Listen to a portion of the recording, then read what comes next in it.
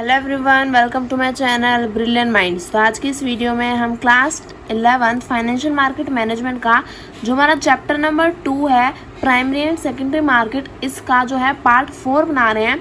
तो जो हमारा चैप्टर 2 का ही पार्ट 3 था उसमें मैंने आपको कहाँ तक पढ़ा दिया था, what is the role of the secondary market, यहाँ तक मैंने आपको पढ़ा दिया था। आज की इस वीडियो में हम स्टार्ट करेंगे difference between primary and secondary market से। तो आई होप जो प्रीवियस वीडियोस हैं वो आपने देख लिए हैं, और मतलब जो बाकी का पीछे वाला चैप्टर है वो आपने कंप्लीट कर लिया है। उसी के बाद आप यहाँ पे पार्ट 4 देख रहे हैं। तो आई होप आपने देख लिया होगा। नहीं देखा है तो पहले आप उसे चेकआउट करिए, पहले पार्ट 3 तक पढ़िए, उसके बाद आप यहाँ पे पार्ट 4 पढ़िएगा। तो अब हम अपना स्टार्ट करते हैं विदाउट वेस्टिंग टाइम। तो यहाँ पे दिया है what is the difference between the primary and secondary market, यानी कि हमने पढ़ लिया प्राइमरी मार्केट क्या होता है और सेकेंडरी मार्केट क्या होता है। अब इन दोनों में डिफरेंस क्या है तो वो हमें यहाँ पे बताना है। In primary market, securities are offered to public for subscription for the purpose of raising capital or fund. Here the investor and issuers, ये देखो, here the investor and issuers are in direct contact for purchase and sale of securities. Secondary market is an equity trading venue in which already existing pre-issued securities are traded among investors. Here only the investors are in contact. देखो, here only the investors are in contact with each other, and there is no contact between issuer and investor for purchase and sale of security. Secondary market could be either auction or dealer market, while stock exchange is part of an auction market. Over the counter is a part of dealer market. अच्छा, यहाँ पे मैं क्या दिया, difference बताना है। तो देखो हमने 2 लाइन में ही यहाँ पे देखो डिफरेंस में पता चल जाएगा। प्राइमरी मार्केट क्या है, सबसे पहले प्राइमरी मार्केट क्या होता है, this is the first market in which securities came, यानी कि सिक्योरिटीज़ को जब हमें क्या करना होता है, ट्रेड करना होता है, तो सबसे पहले वो कहाँ आती है, वो आती है प्राइमरी मार्केट में। यानी कि जब हम क्या करते हैं, सिक्योरिटीज़ को फर्स्ट टाइम क्या करते हैं, ट्रेड करते हैं, सिक्योरिटीज़ को फर्स्ट टाइम सेल करते हैं, तो वो किस में आते हैं, वो प्राइमरी मार्केट में आते हैं। यहाँ पे इन्वेस्टर और इशूअर क्या होता है, डायरेक्ट कॉन्टैक्ट में होता है। मतलब कि सबसे पहले जो सिक्योरिटी है वो कौन सी मार्केट में इशू होगी, वो इशू होगी प्राइमरी मार्केट में, है ना। अब प्राइमरी मार्केट में इशू होने के बाद कौन करेगा, एक तो होगी कंपनी और एक होगा कौन, इन्वेस्टर। तो कंपनी कौन हो गई, कंपनी ने इशू करा है तो कंपनी हो गई इशूअर। तो अब इशूअर और इन्वेस्टर्स क्या है, यहाँ पे प्राइमरी मार्केट में डायरेक्ट कॉन्टैक्ट में है।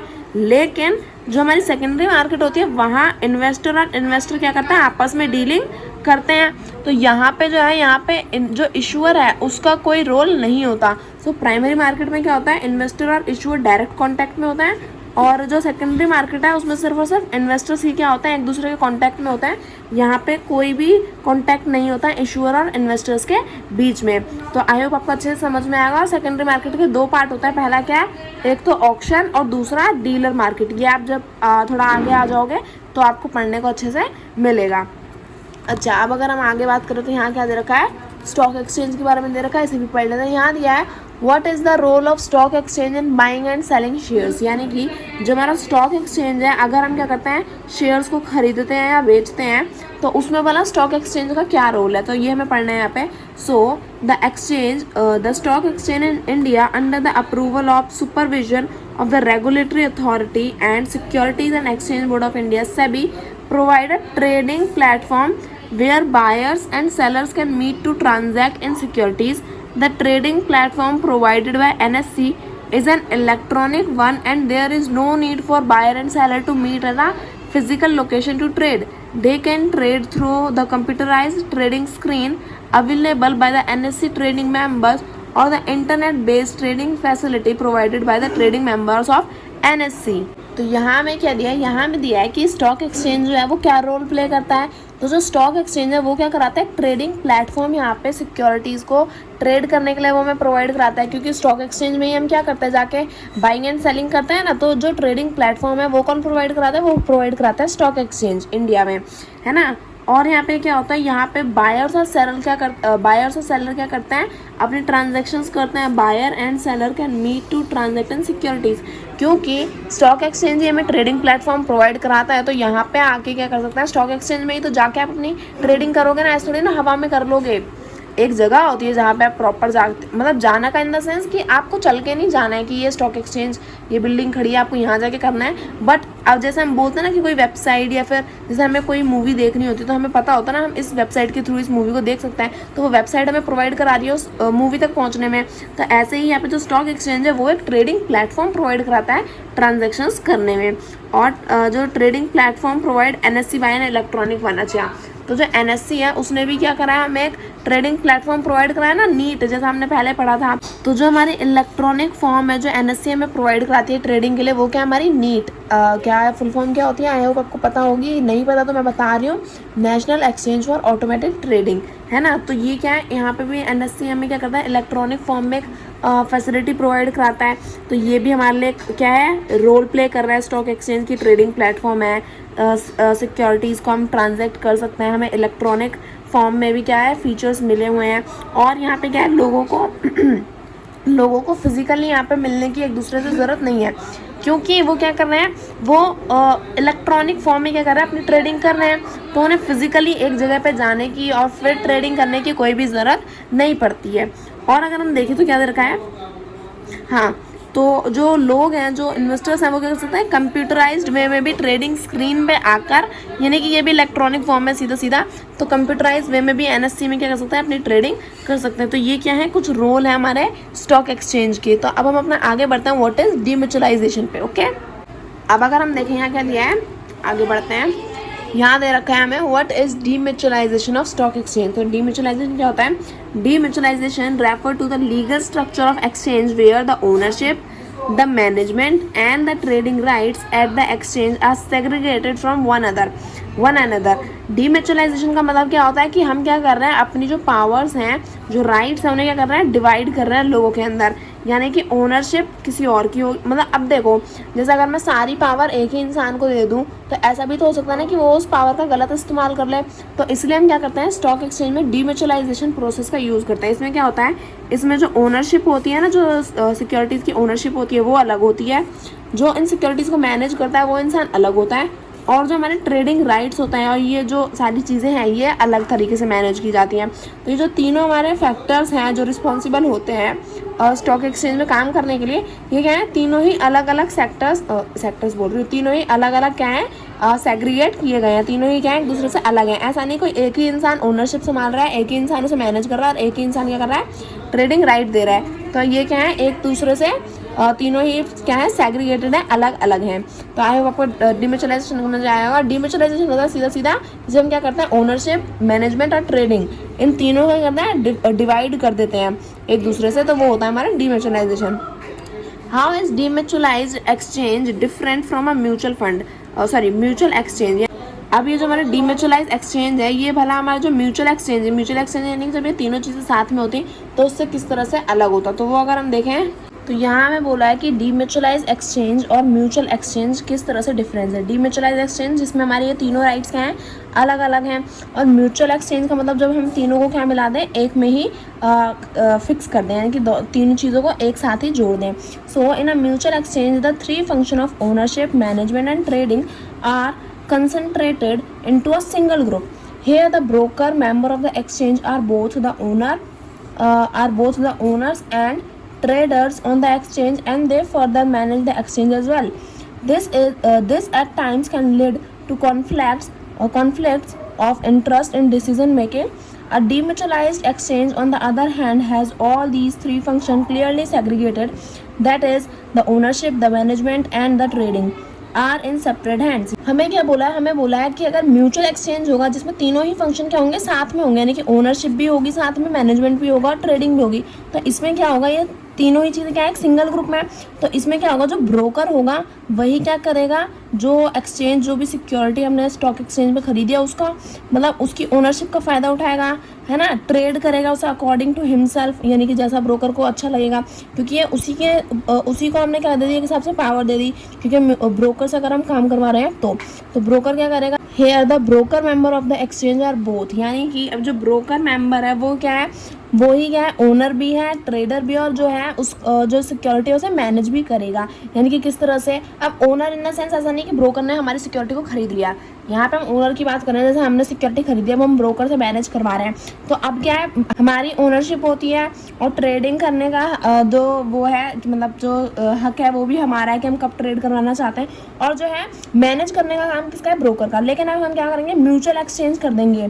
तो ब्रोकर ही क्या करेगा, उसे एक हिसाब से अपने ओनर की तरह उसे लेगा, उस एक्सचेंज को, उस सिक्योरिटी को, उसे अपने हिसाब से ट्रेड करेगा और अपने ही हिसाब से क्या करेगा, मैनेज करेगा। और इसकी वजह से क्या होगा, कॉन्फ्लिक्ट्स होंगे। यानी कि जो रियल इन्वेस्टर है वो कुछ और चाहेगा, और जो ब्रोकर है वो कुछ और चाहेगा। तो कॉन्फ्लिक्ट्स हो सकता है ना। लेकिन डीम्यूचुअलाइज्ड एक्सचेंज में क्या होता है, ये तीनों ही जो फंक्शंस है वो क्या होता है, अलग अलग हैंड में होता है। ओनरशिप एक इंसान की होती है, मैनेज दूसरा इंसान करेगा, और ट्रेडिंग तीसरा इंसान करेगा। तो ये डिफरेंस है हमारा डीम्यूचुअलाइज्ड एक्सचेंज और म्यूचुअल एक्सचेंज में। आई होप आपको समझ में आएगा। अब हम हमारा नेक्स्ट पे स्टार्ट करते हैं। अब हमें यहाँ पे दिया है depository. So how is a depository similar to bank. तो अब हम सबसे पहले समझ लेते हैं डिपॉजिटरी होती क्या है। तो अगर मैं बात करूँ डिपॉजिटरी की, तो डिपॉजिटरी क्या है, वो सिमिलर टू बैंक है। यानी कि डिपॉजिटरी जो है ना, वो एकदम बैंक की तरह होती है। अब जैसे हम बैंक में क्या करते हैं, पैसा सेव करते हैं, पैसे जमा करते हैं, इसी तरह हम डिपॉजिटरी में क्या करते हैं, अपनी जो सिक्योरिटीज़ हैं उन्हें हम सेव करते हैं, उन्हें हम जमा करते हैं। तो इसलिए जो डिपॉजिटरी है वो एकदम बैंक की तरह है। तो अब हमें यहाँ पे यही बताया है कि कौन कौन से फीचर्स हैं जिसकी वजह से हम कहते हैं कि डिपॉजिटरी बैंक की तरह है, सिमिलर है बैंक से। सो अ depository can be compared with a bank which hold the fund for depositor. An analog in between a bank and a depository may be drawn as follow.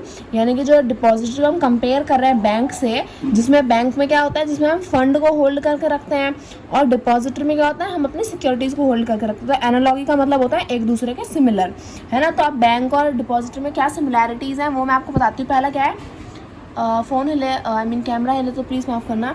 देखो पहला क्या है, hold fund in an account. यानी कि bank में हम क्या करते हैं, बैंक में जो हमारा पैसा है, फंड का मतलब यहाँ पे पैसे की बात हो रही है। तो hold fund in an account, bank में हमें पहले क्या कराना पड़ता है, अपना बैंक अकाउंट ओपन कराना पड़ता है।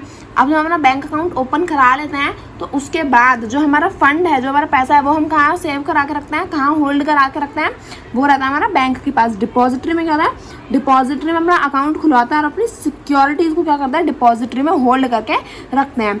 और क्या होता है, बैंक में हम transfer fund between account on the instruction of the account holder. Bank में जो हमारा पैसा है, अगर हम क्या करना चाहते हैं, ट्रांसफ़र कराना चाहते हैं अपने अकाउंट से किसी और के अकाउंट में, तो हमारे इंस्ट्रक्शन पर जो अकाउंट होल्डर होगा, जैसे कि अगर मेरा बैंक अकाउंट है तो मैं अकाउंट होल्डर हूँ, और जो अगर आपका बैंक है, आप ट्रांसफ़र कराना चाहते हो तो आप अकाउंट होल्डर हो, तो आपके कहने पर बैंक क्या करेगा, आपके अकाउंट से दूसरे के अकाउंट में पैसा जो है वो ट्रांसफ़र कर देगा। और इसी तरह यहाँ क्या होता है, transfer security between account on the instruction of account holder. अब डिपॉजिटरी में जिसका अकाउंट होगा, उसके कहने पे जो डिपॉजिटरी है वो क्या करेगी, उसके अकाउंट से जो सिक्योरिटीज़ हैं वो दूसरे इंसान के अकाउंट में, दूसरे इन्वेस्टर जो होगा उसके अकाउंट में क्या कर देगी, ट्रांसफ़र कर देगी। Facilitates transfer without having to handle money. यानी कि बैंक में अगर हम क्या करना चाहते हैं, अपना पैसा ट्रांसफ़र करना चाहते हैं, तो ज़रूरी नहीं है कि हमें अपने हाथ में पैसा लेना ही होगा। यानी कि हमें हाथ में पैसा चाहिए फिर हम दूसरे इंसान को दे के आएंगे, नहीं। हम क्या कर सकते हैं, ऑनलाइन मोड से भी क्या कर सकते हैं, ट्रांसफ़र कर सकते हैं। यानी कि अगर हमने बैंक वालों को बोल दिया कि हमारा पैसा निकालो अकाउंट से और दूसरे के में ट्रांसफ़र कर दो, तो वो हमें हमारे हाथ में हैंडल मनी, यानी कि हमें हाथ में लेने की ज़रूरत नहीं है। हम क्या करेंगे, उसे ऑनलाइन ट्रांसफ़र कर देंगे। Facilitate transfer of ownership without having to handle securities. यानी कि यहाँ पे पैसा ट्रांसफ़र हुआ, यहाँ पे सिक्योरिटीज़ की ओनरशिप ट्रांसफ़र होगी। देखो यहाँ पे हमारे पास पैसा था, हमने पैसा ट्रांसफ़र कर दिया, यहाँ हमारी सिक्योरिटी हमने खरीदी है। तो मतलब अब ऐसा तो है नहीं कि वो सिक्योरिटी मेरी ही है, मैंने तो उसे खरीदा है ना, तो मैं क्या हूँ, उसकी ओनर हूँ। तो मेरी सिक्योरिटी नहीं है, सिक्योरिटी किसी और की है, पर मैंने उसे खरीदा था तो मैं उसकी ओनर बन गई। अब मैंने वो सिक्योरिटी क्या कर दी, बेच दी। तो अब मैंने क्या करी, उसकी जो वो थी ना, क्या बोलते हैं, ओनरशिप को हिंदी में क्या बोलते हैं, मालिकाना हक, है ना, मालिकाना हक। तो वो अब मैंने तो बेच दिया, तो मेरी मालिकानी हक नहीं रही वो सिक्योरिटी। अब मैंने क्या करी, दूसरे इंसान को बेच दी, तो अब उसका मालिक, उस सिक्योरिटी का मालिक कोई और हो गया। तो फैसिलिटेट ट्रांसफ़र ऑफ ओनरशिप। मेरे पास, मैंने एक कंपनी से सिक्योरिटी खरीदी, तो मेरी सिक्योरिटी नहीं थी, वो कंपनी की सिक्योरिटी, पर मैंने खरीदी, तो मतलब मैं उसकी मालिक हो गई। अब मैंने वो बेच दी, तो वो दूसरे की, अब वो दूसरा मालिक हो गया उसका। तो डिपॉजिटरी में हम क्या करते हैं, सिक्योरिटी जब देते हैं तो हमने क्या कर दिया, अपनी ओनरशिप दे दी। और हमें ये सिक्योरिटी को हाथ में लेने की जरूरत नहीं, ये भी हम ऑनलाइन मोड कर देते हैं। So facilitate safekeeping of money. अब बैंक क्या करता है, हमारे पैसे को सेव करके रखता है, सेफ रखता है ना, उसे चोरी चकारी का डर नहीं होता। और मतलब बैंक में चोरियां हो जाती है बट बहुत कम होती है, बहुत रेयर केसेस होते हैं। तो और यहाँ पे डिपॉजिट में क्या है, facilitate safekeeping of shares. Shares का मतलब यहाँ पे जो और हमारी सिक्योरिटीज़ हैं, जो हमारे बॉन्ड डिबेंचर्स, वो सब भी इसी में आते हैं। तो बैंक हमारा पैसा सेव करके रखता है, डिपॉजिटरी हमारी जो सिक्योरिटीज़ हैं उन्हें सेव करके रखती है। अब अगर हम आगे देखें तो यहाँ दिया है which are the depositories in India, यानी कि इंडिया में कौन कौन सी डिपॉजिटरीज होती हैं। So there are 2 depository in India which provide dematerialisation of security, the national security depository limited NSDL, national security depository limited, and CDSL, central depository service India limited. अब मैं India लिखने की आपकी मर्जी, आप लिखना चाहो तो लिख भी सकते हो, नहीं लिखना चाहो तो नहीं भी लिख सकते हो। बट इंडिया में कौन कौन सी है, सिर्फ 2 ही डिपॉजिटरीज हैं जो क्या चलती हैं, पूरे इंडिया में चलती हैं। NSDL, national securities depository limited, और CDSL, central depository service limited. तो ये 2 हमारी क्या है, इंडिया की डिपॉजिटरीज हैं। अब आगे अगर बात करें तो आगे क्या दिया है, what are the benefits of participation in a depository. अभी मैं बोल देती इन अ डेमोक्रेसी चलो देखो, अगर हम बेनिफिट्स देखें इन पार्टिसिपेशन इन अ डिपॉजिटरी, तो उसके बेनिफिट्स को मैं आपको शो कर देती हूँ। तो अब अगर हम देखें बेनिफिट्स क्या क्या है, तो पहला है इमीडिएट ट्रांसफर ऑफ सिक्योरिटीज़, यानी कि हम क्या कर सकते हैं, ऑनलाइन मोड से इमीडिएटली अपनी सिक्योरिटीज़ ट्रांसफ़र कर सकते हैं दूसरे बैंक अकाउंट बोल रही हूँ, दूसरे डिपॉजिटरी अकाउंट में, किसी और इन्वेस्टर के अकाउंट में। No stamp duty on transfer of securities, यानी कि अब हमें कोई सिग्नेचर स्टैम्प मारने की कोई ज़रूरत नहीं है अगर हम अपनी सिक्योरिटीज़ को ट्रांसफ़र कर रहे हैं तो। तीसरा है elimination of risk associated with physical certificates such as bad delivery, fake securities etc. यानी कि अब फिजिकल सर्टिफिकेट क्या होगा, फिजिकल सर्टिफिकेट जैसे आप डॉक्यूमेंट्स हमारे हाथ में होते हैं, लेकिन डिपॉजिटरी क्या है, वो ऑनलाइन मोड है ना, हम इलेक्ट्रॉनिकली सब कुछ कर रहे हैं। तो अब यहाँ पे क्या है, इलेक्ट्रॉनिक फॉर्म में कर रहे हैं, तो यहाँ पे फिजिकल सर्टिफिकेट्स का रिस्क नहीं है। जैसे कि जो हमारे सर्टिफिकेट्स होते हैं कभी कभार वो खो जाते हैं, या फिर वो जब वो डिलीवर किया जाता है, जैसे मैंने अपनी सिक्योरिटीज़ बेची दूसरे को डिलीवर करी, तो उसके जो डॉक्यूमेंट्स हैं वो डिलीवर करने पड़ेंगे ना। तो जब हम डिलीवरी करते हैं तो वो फट जाते हैं या गुम हो जाते हैं, तो वो सब, या फिर फेक सिक्योरिटीज़, यानी कि अगर किसी ने मेरे को फेक जो डॉक्यूमेंट्स हैं वो भेज दिए तो भी परेशानी हो जाएगी, है ना। तो ये सारे जो फिजिकल सर्टिफिकेट्स के रिस्क है ना, ये यहाँ पे काफ़ी ज़्यादा एलिमिनेट हो गए हैं। Reduction in paper work involve in transfer of securities, यानी कि अब हम क्या करना है, सब कुछ ऑनलाइन हो गया है, तो यहाँ पे पेपर वर्क जो है, जो डॉक्यूमेंट्स होते हैं कि ये साइन करो, वो ये पढ़ो, वो करो, है ना, जो पेपर वर्क है उसमें भी काफ़ी रिडक्शन आई है। रिडक्शन इन ट्रांजैक्शन कॉस्ट, अब ट्रांजैक्शन कॉस्ट में रिडक्शन कैसे आई है, देखो अब हमें कुछ भी ट्रांसफ़र करने की ज़रूरत नहीं है, फिजिकली किसी को कुछ ट्रांसफ़र करने की ज़रूरत नहीं है, तो यानी कि अब हम फिजिकली कुछ ट्रांसफ़र नहीं कर रहे हैं, तो मतलब ट्रांजैक्शन कॉस्ट जो है वो काफ़ी कम है, क्योंकि हम क्या कर रहे हैं, ऑनलाइन ट्रांसफ़र कर रहे हैं, तो उसमें तो कुछ पैसा लगता नहीं, तो काफ़ी कम कॉस्ट हो गई है। आगे का देखें ईज ऑफ नॉमिनेशन फैसिलिटी, यानी कि अगर हमें क्या करना है, सिक्योरिटी में अपना नॉमिनी चुनना है ना, डिपॉजिटरी में कि ये हमारे साथ में है, तो उसमें भी हम ऑनलाइन मोड से क्या कर सकते हैं, काफ़ी इजीली कर सकते हैं। Change in address recorded with DP get registered electronically with all companies in which investor hold security, eliminating the need to correspond with each of them separately. तो अब अगर देखो यहाँ पे अगर हमें अपना एड्रेस चेंज करवाना है, अब DP क्या हमारा डिपॉजिटरी है, ये हमारा एक तरह से अकाउंट हो गया। अब हमने इस अकाउंट पे बहुत सारी अलग अलग कंपनीज की सिक्योरिटीज़ खरीद रखी हैं। फॉर एग्जांपल मैंने टाटा के भी खरीद रखे हैं, ITC के भी खरीद रखे हैं, NTPC के भी खरीद रखे हैं ना, और रिलायंस के भी खरीद रखे हैं। मैंने बहुत सारी कंपनीज़ के जो शेयर्स हैं, जो सिक्योरिटीज़ हैं, वो मैंने खरीद रखे हैं। लेकिन अब मुझे क्या कराना है, अपना एड्रेस जो है वो चेंज कराना है। तो अब मैं क्या करूँगी, डायरेक्ट DP से बात करूँगी, डिपॉजिटरी को बोल दूँगी कि आप मेरा जो है जो एड्रेस है उसे आप क्या कर दो, चेंज कर दो, और वो क्या है, वो इलेक्ट्रॉनिकली रजिस्टर्ड हो जाता है। अब DP क्या करेगा, अब मुझे अलग अलग कंपनीज़ के पास जाने की ज़रूरत नहीं है, क्योंकि मेरे पास अलग अलग कंपनीज़ के शेयर और सिक्योरिटीज़ थी, तो मुझे अलग अलग बताने की ज़रूरत नहीं है। वो क्या है, मुझे अब एक के पास सेपरेटली जाने की ज़रूरत नहीं है, मैंने DP को बता दिया, DP अब इन सारी कंपनीज़ में क्या करेगा, जाके मेरा काम करवा देगा, जो डिपॉजिटरी पार्टिसिपेंट है वो काम हो जाएगा मेरा। तो ये आसानी हो गई है। आगे क्या है, transmission of securities is done directly by the DP eliminating correspondence with the companies, यानी कि अब हमें क्या करना है, ट्रांसमिशन ऑफ सिक्योरिटीज़, यानी कि अब हमें क्या करना है, अपनी सिक्योरिटीज़ को ट्रांसफ़र कराना है ना। तो अब यहाँ पे मुझे ऐसा नहीं है कि मुझे अब कंपनी से डायरेक्ट बात करनी पड़ेगी कि अब मुझे अपना ये सिक्योरिटी बेचनी है या फिर ये करना है या वो करना है। हम क्या कर सकते हैं, डायरेक्टली हम डीपी को बोल सकते हैं। डीपी जो है, जो डिपॉजिटरी पार्टिसिपेंट है, उसे हम बोल सकते हैं कि आप मेरी सिक्योरिटीज़ को ट्रांसफ़र कर दो, तो वो डायरेक्टली कर देगा। तो उसमें कंपनीज के झंझट में हमें पढ़ने की अब ज़रूरत नहीं पड़ती। आगे दिया है convenient method of consolidation and consolidation of folios account. अब देखो ये क्या है, convenient method of consolidation folios account. So folios और फोलियोज के बारे में आई थिंक अभी आपको पता नहीं है, बट इन हायर क्लासेस आपको पता चल जाएगा। तो ये क्या है, फोलियोज अकाउंट्स के लिए भी क्या है, हमारे लिए काफ़ी कन्वीनियंट मेथड होता है डीपी। आगे अगर हम देखें तो लास्ट पॉइंट हमारा क्या दिया है, होल्डिंग इन्वेस्टमेंट इन इक्विटी डेब्ट instrument and government security in a single account automatic credit into demat account of shares arising out of split consolidation merger etcetera. यानी कि अब हम क्या करते हैं, हमारे अकाउंट में जैसे डीपी के अकाउंट में अगर मैंने जैसे बताया ना मेरे 4 कंपनीज के शेयर्स हैं, तो अब अगर मैंने इक्विटी शेयर भी खरीद रखे हैं, प्रेफरेंशियल शेयर भी खरीद रखे हैं, डेप्ट भी खरीद रखा है, गवर्नमेंट सिक्योरिटीज़ भी खरीद रखी है, बॉन्ड भी खरीद रखा है, तो अब ऐसा नहीं कि मुझे हर एक के लिए अलग अलग डीपी खुलवाना पड़ेगा, अलग अलग डिपॉजिटरी अकाउंट खुलवाना पड़ेगा। ये सारी सिक्योरिटीज़ को मैं क्या कर सकती हूँ, अपने सिंगल अकाउंट में भी क्या करके रख सकती हूँ, अपने सिंगल अकाउंट में भी सेव करके इन सारी सिक्योरिटीज़ को मैं रख सकती हूँ। तो ये कुछ फीचर्स हैं हमारे, कुछ बेनिफिट्स हैं डीपी के। इनमें से कोई भी 5 आप जो है वो याद कर लो, क्योंकि मैक्सिमम आपसे 5 ही पूछे जाता है, तो जो भी आपको आसान 5 लगे वो आप याद कर सकते हो। आगे अगर हम देखें तो यहाँ दिया है हमें who is a depository, 1 minute बस मैं थोड़ा सा बुक को उठा लूँ। हाँ, so who is a depository participant, यानी कि डिपॉजिटरी पार्टिसिपेंट कौन होते हैं। तो यहाँ पे अगर हम देखें डिपॉजिटरी पार्टिसिपेंट कौन होता है, तो the depository provided services to investors through its agent called depository participant. जो डीपी है वो अपने इन्वेस्टर्स को सर्विस प्रोवाइड करती है, किसके थ्रू, उसके एजेंट्स के थ्रू, है ना। तो उन एजेंट्स, उन लोगों को हम क्या बोलते हैं, उन लोगों को हम बोलते हैं depository participant. So these agents are appointed by depository with the approval of SEBI. तो ये जो एजेंट्स हैं ना, ये किसके अप्रूवल पे आते हैं, ये सेबी के अप्रूवल पे ही क्या किया जाता है, अपॉइंट किए जाते हैं।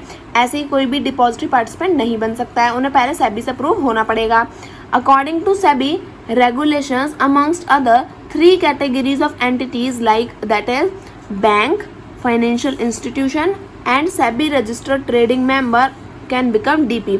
Normally brokers and bank themselves offer DP services in order to provide all services to the investor through a single window. यानी कि अब हमें क्या बोला है कि DP जो डिपॉजिट पार्टिसिपेंट है, सॉरी जो डिपॉजिटरी है, वो क्या कराती है, अपनी फैसिलिटीज़ इन्वेस्टर्स को प्रोवाइड कराती है अपने एजेंट्स के थ्रू। उन एजेंट्स को हम बोलते हैं डिपॉजिटरी पार्टिसिपेंट। तो ये जो डिपॉजिटरी पार्टिसिपेंट है, इन्हें अप्रूव कौन करता है, इन्हें अप्रूव करता है सेबी। अब सेबी कहता है कि मेनली 3 तरह के ही डीपी होते हैं। पहला, बैंक जो है वो डीपी होंगे, डिपॉजिटरी पार्टिसिपेंट। फाइनेंशियल इंस्टीट्यूट को हम डिपॉजिटरी का पार्टिसिपेंट कहेंगे, और सेबी से रजिस्टर्ड किए गए जो ट्रेडिंग मेंबर्स हैं उन्हें हम क्या कहेंगे, डिपॉजिटरी पार्टिसिपेंट्स। तो यहाँ पे कितने पार्टिसिपेंट हो गए, 3, बैंक, फाइनेंशियल इंस्टीट्यूट और सेबी रजिस्टर्ड ट्रेडिंग मेंबर्स। तो ये हमारा कंप्लीट हो गया। अब जो है हमारा नेक्स्ट टॉपिक को स्टार्ट करते हैं नेक्स्ट पेज से। अब हमें दिया है does one need to keep any minimum balance of security in his account with his DP. यानी कि जो डीपी है उसके साथ हमें कोई अपना मिनिमम बैलेंस रखना पड़ेगा। अब डीपी में हम क्या रखना है, डिपॉजिटरी में हम रखते हैं अपने सिक्योरिटीज़ को। तो यानी कि मिनिमम बैलेंस की बात हो गई कि हमें कोई अपनी मिनिमम सिक्योरिटीज़ रखनी पड़ेंगी। So no, depository has not prescribed any minimum balance, you can have 0 balance in your account. यानी कि अगर आपके अकाउंट में एक भी सिक्योरिटी नहीं है तो भी कोई परेशानी नहीं है, आप अपना डिपॉजिटरी अकाउंट खुलवा सकते हैं और क्या कर सकते हैं, उसमें अपनी सिक्योरिटीज़ को रख सकते हैं। अगर कोई भी सिक्योरिटी नहीं है तो भी आपका डिपॉजिटरी अकाउंट खुल सकता है। अब व्हाट इज़ एन ISIN? तो ISIN क्या होता है, ISIN is an international security identification number. Full form तो भाई प्लीज़ टाइम टू टाइम याद कर लिया करो, बाद में परेशानी होती है।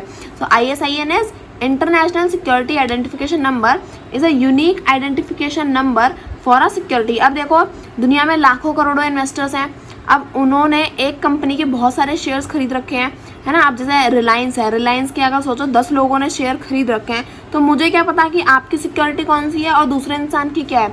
उसके लिए हमें क्या मिलता है, आइडेंटिफिकेशन नंबर मिलता है, जो क्या होता है हर एक सिक्योरिटी का अलग होता है कि इसका सिक्योरिटी, जैसे हमारा आधार नंबर हर एक इंसान का अलग अलग होता है ना, उसी तरह जो हमारी सिक्योरिटी है उसका भी एक आइडेंटिफिकेशन नंबर होता है कि हम बता सकते हैं कि ये वाली सिक्योरिटी हमारी है, उसका आइडेंटिफिकेशन हमारे पास होगा, आइडेंटिफिकेशन नंबर, तो हम आइडेंटिफाई कर पाएंगे ये मेरी सिक्योरिटी है या किसी और की। सो अब व्हाट इज अ कस्टोडियन, ये हम देख लेते हैं। A custodian is basically an organisation which help registered and safeguard the security of its client. Besides safeguarding security, a custodian also keep track of corporate action on behalf of its client. A custodian also responsible for following functions. देखो functions बाद में पढ़ेंगे, पहले दिया है custodian का है। Custodian है एक ऑर्गेनाइजेशन जो क्या करती है, जो हेल्प करती है registered and safeguarding the securities of client. यानी कि कस्टोडियन एक ऑर्गेनाइजेशन है जो क्या करती है, ऑर्गेनाइजेशन तो आप समझते ही होंगे, हम बोलते हैं कि ये ऑर्गेनाइजेशन है, तो कस्टोडियन भी क्या है, एक ऑर्गेनाइजेशन है जो क्या करती है, जो उसके इन्वेस्टर्स हैं, जो उसके क्लाइंट्स हैं, उनकी सिक्योरिटीज़ को रजिस्टर करती है और सेफ रखती है अपने पास में, और अपने क्लाइंट्स की सिक्योरिटीज़ को, है ना। और जो है कस्टोडियन जो है वो कुछ फंक्शंस भी परफॉर्म करती है। और कस्टोडियन क्या है कि जो भी राइट्स हैं इन्वेस्टर्स के, है ना, जो भी अलग अलग स्कीम्स हैं, उन सब के बारे में भी कंपनी के बिहाफ पे क्या करती है, इन्वेस्टर्स को, जो क्लाइंट्स हैं उन्हें इन्फॉर्म रखती है। सो इसके फंक्शंस क्या है, पहला maintaining the client security account, यानी कि जो क्लाइंट है उसकी सिक्योरिटी अकाउंट को क्या करके रखती है, मेंटेन करके रखती है।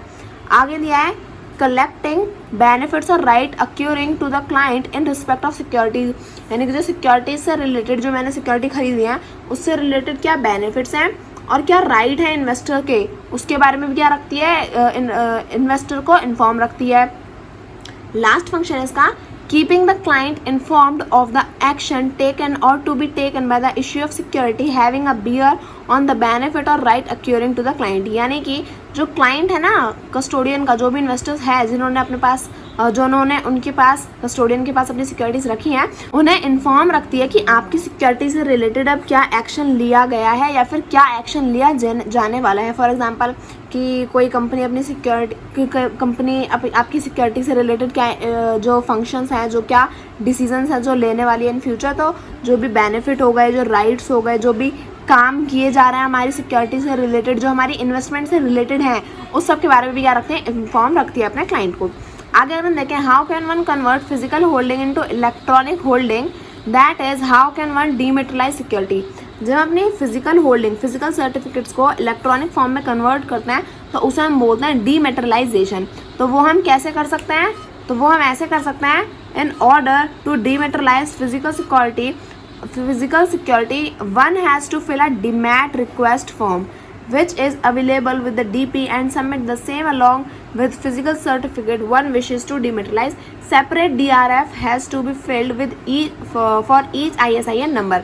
अच्छा, ये देखो हमें क्या बोला है कि अगर हमें फिजिकल सिक्योरिटी को, फिजिकल सर्टिफिकेट को इलेक्ट्रॉनिक फॉर्म में कन्वर्ट कराना है तो उसके लिए हमें क्या करना पड़ेगा, हमें एक डीमैट रिक्वेस्ट फॉर्म को फिल करना पड़ेगा, जिसमें क्या है वो अभी हमें कहाँ मिलेगा, ये हमें डीपी के पास में मिल जाएगा। अब हमें अपना डीमैट रिक्वेस्ट फॉर्म फिल करना है, इसमें इसका मतलब क्या है कि हम अपनी सिक्योरिटी को इलेक्ट्रॉनिक फॉर्म में कन्वर्ट कराना चाहते हैं, तो ये डीपी के पास में मिल जाएगा। इस फॉर्म को फिल करने के बाद हमें क्या करना है, जो भी फिजिकल सर्टिफिकेट हमें कन्वर्ट कराना है उसे इस फॉर्म के साथ अटैच करके सेबी के पास, सेबी नहीं, डीपी के पास में क्या कर देना है, सबमिट कर देना है, और हमें क्या मिल जाएगा, जो हमारी सिक्योरिटी है वो इलेक्ट्रॉनिक फॉर्म में कन्वर्ट हो जाएगी। और अगर हमें जितनी भी सिक्योरिटीज़ हमें कन्वर्ट करानी है वो हमें अलग अलग उसके लिए फॉर्म भरना पड़ेगा। फॉर एग्जांपल हमें 2 करानी है तो 2 DRF हमें फिल करके देने पड़ेंगे। ये हमारा हो गया। Can odd lot shares be dematerialize, so yes, odd lot share certificate can be dematerialize. अब आप सोचोगे ऑड लॉट शेयर क्या है, तो ऑड लॉट शेयर जो हमारे आने वाले चैप्टर्स हैं उनमें हम ज़रूर पढ़ेंगे, तो उनमें मैं आपको समझा दूंगी, बट अभी आप क्योंकि इसका एक पूरा ही अलग कॉन्सेप्ट है तो वो अभी आपको समझ में नहीं आएगा, तो इसलिए अभी आपका समझो बस ऑड लॉट को ऐसे ही समझ लो कि हाँ हम ऑड लॉट शेयर्स को भी क्या कर सकते हैं, डीमेटेरियलाइज करा सकते हैं, यानी कि इलेक्ट्रॉनिक फॉर्म में कन्वर्ट करा सकते हैं। Do dematerialise shares have distinct number, so dematérialized share do not have any distinct number. These shares are fungible, which means that all holdings of a particular security will be identical and interchangeable. यानी कि हमें पूछा है कि जो डीमेटेरियलाइज्ड securities होती हैं क्या उनका एक ISIN जो नंबर है वो अलग हो जाता है, तो नहीं, हमने क्या किया, उनका कोई डिस्टिंक्ट नंबर नहीं होता। हमने क्या किया, अपनी सिक्योरिटी फिजिकल फॉर्म में थी उसे कन्वर्ट करा दिया इलेक्ट्रॉनिक फॉर्म में, इससे ज़्यादा तो कुछ नहीं किया, सिक्योरिटी को तो नहीं बदला हमने, तो हमें बराबर उसका नंबर बदलने की क्या ज़रूरत है। सीधी सी बात है कि अगर आपकी एक कॉपी थी समझ लो आपका एक डॉक्यूमेंट था, है ना। अब जैसे आपका आधार कार्ड है, अभी वो हमें फिजिकल फॉर्म में मिल रहा है। अब सोचो आप उसे उसकी फ़ोटो खींच के इलेक्ट्रॉनिक फॉर्म में रख लो, तो ऐसा तो है नहीं ना कि उसका आधार नंबर बदल जाएगा, है तो वो सेम ही चीज़। तो ऐसे ही जो हमारी सिक्योरिटी है, अगर वो फिजिकल फॉर्म में है तब भी उसका ISIN उसका नंबर वही रहेगा, और इलेक्ट्रॉनिक फॉर्म में है तब भी वो वही रहेगा, क्योंकि वो क्या है, फंजिबल है, वो इंटरचेंजेबल है। तो हम उसे फिजिकल पे भी करा सकते हैं और इलेक्ट्रॉनिक में भी करा सकते हैं। तो इसलिए डीमेटराइज अगर हमने शेयर करा लिया है तो उसका जो नंबर है वो बदला नहीं जाता। Can electronic holding be converted into physical holding, यानी कि जो हमारी इलेक्ट्रॉनिक होल्डिंग है, क्या उन्हें हम फिजिकल होल्डिंग में कन्वर्ट करा सकते हैं। हमने ये तो देख लिया कि फिजिकल सर्टिफिकेट को हमने इलेक्ट्रॉनिक फॉर्म में चेंज करा लिया, बट अगर किसी को इलेक्ट्रॉनिक सर्टिफिकेट को फिजिकल सर्टिफिकेट में कन्वर्ट कराना है तो हम ऐसा करा सकते हैं। तो यस, इस प्रोसेस को हम बोलेंगे रीमेटरलाइजेशन। इलेक्ट्रॉनिक फॉर्म में कन्वर्ट करने के लिए हम करते हैं डीमेटरलाइजेशन। फिजिकल सर्टिफिकेट को कन्वर्ट इलेक्ट्रॉनिक सर्टिफिकेट को फिजिकल में कन्वर्ट करने के लिए हम करते हैं रीमेटरलाइजेशन। इसमें क्या होता है, इसमें हम एक रिमेट रिक्वेस्ट फॉर्म RRR का भूत चढ़ गया सर पे, RRF फॉर्म को हमें क्या करना पड़ता है, फिल करना पड़ता है, और हमें DP से रिक्वेस्ट करनी पड़ती है कि आप हमारा क्या करो, जो हमारी इलेक्ट्रॉनिक होल्डिंग्स हैं उसे फिजिकल सर्टिफिकेट में कन्वर्ट कर दो। तो वो हमारा क्या करेंगे, कन्वर्ट कर देंगे, बस यही होता है।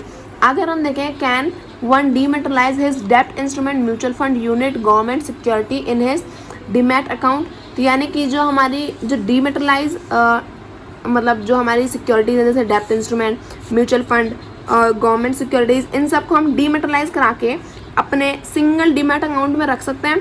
तो हाँ, हम सारी सिक्योरिटीज़ को क्या कर सकते हैं, इलेक्ट्रॉनिक फॉर्म में कन्वर्ट कर सकते हैं, और डीमेटरलाइज कराने के बाद हम इन सारी सिक्योरिटीज़ को अपने सिंगल डीमैट अकाउंट में भी सेव करके अपने पास रख सकते हैं। तो आज की वीडियो में बस हम यहीं तक कंप्लीट करेंगे। पॉइंट टू रिमेंबर आपको खुद रीड करना होता है, क्योंकि इसमें क्या है, जो पूरा हमने चैप्टर पढ़ा है ना उसे सम अप कर देते हैं।